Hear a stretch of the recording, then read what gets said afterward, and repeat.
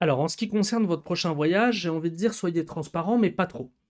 Heu, Pas trop parce que si votre prochain voyage, c'est, d'aller dans une maison avec des potes autour d'une piscine et de pas faire grand-chose, libre à vous, mais ça vous mettra pas en avant, dans votre candidature en école.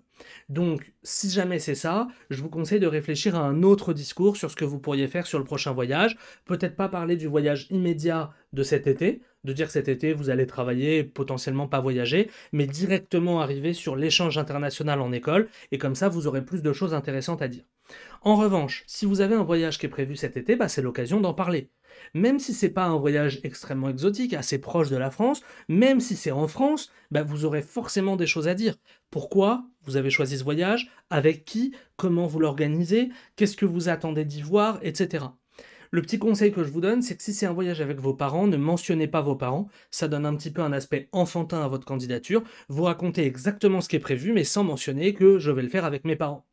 Insistez aussi sur le côté organisation, logistique, le parcours, le choix du guide éventuellement, la randonnée, et cetera, pour montrer qu'un voyage, c'est pas que d'aller en vacances quelque part, c'est aussi de gérer un projet avec, les goûts et les coutumes, et cetera et les envies de chacun dans le groupe. Selon, par exemple, le niveau, de marche en randonnée, si vous organisez une randonnée, qu'elle soit pas trop facile ou pas trop dure, qu'elle soit faisable, avec des plans B s'il pleut, et cetera.